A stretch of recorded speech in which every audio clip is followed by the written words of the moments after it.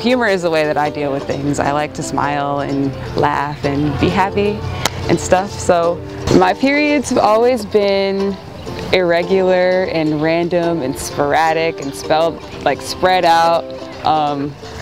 In high school, in about 2008, I started having really intense cramps with my period that were like way more intense than they'd ever been. There was one day, it was so bad I got sent home from work.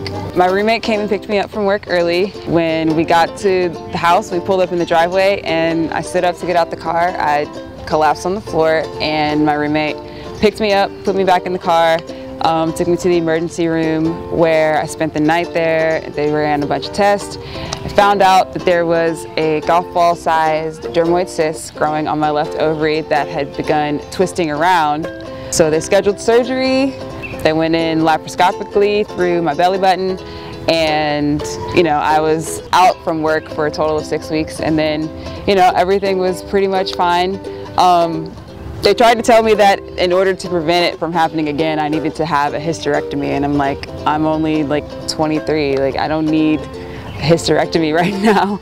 After the surgery, everything was hunky-dory, everything was great. My periods had actually started to become more regular. A couple years later, maybe around like 2010-ish, I noticed I was starting to grow like a little pooch. It just kept growing bigger and bigger, and people were like, what is going on? And thought it was beer belly, because beer is delicious and I like to drink it. A rumor got started that I was pregnant, and I'm like, what are you talking about? What finally made me go to the doctor was I noticed that I hadn't had a bowel movement for about 2 weeks, and that was kind of weird. I was like, that's definitely not okay.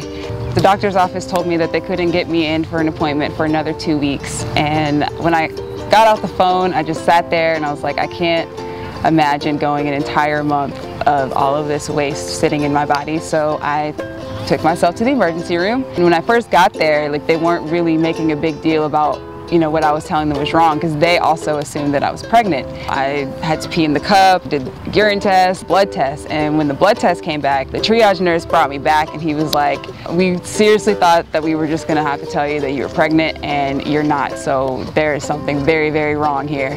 I really did feel kind of alone going through this. We had to do a CAT scan, ultrasound. I had a 22 by 14 centimeter tumor, or mass is what they called it, that was attached to my left ovary, and it was compressing my intestine, which is why I wasn't able to have a bowel movement. They did the surgery, they removed the mass. This time they had to go in, I forget the name, but it was like the C-section incision, so I have like a long scar across from hip to hip. The ovary that the large mass was attached to actually had to be removed. I was down for the count after this surgery for about 2 months. I couldn't even play guitar the first couple weeks, which was kind of bumming me out.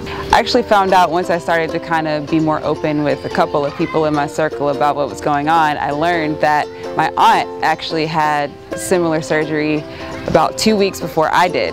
Anyone going through this, don't be afraid to talk about it. She was a really big help. It felt good to know that somebody, especially that I was that connected to, could understand what I was going through. You never really know who can understand and relate. I'm on track, I'm back to doing what I love, which is traveling and playing music for people. And maybe anybody else who's out there going through it and just scared and feeling alone, you are definitely not alone. And there are people who have experienced it and who are going through it now and who've been through it 10 years ago that, have made it. You can get through it. It's not, it's not the end of the world. You just have to, if you keep a positive outlook about it, it's not going to be the end of me. I'm not going to let you take me down, okay? Mass. So, yeah.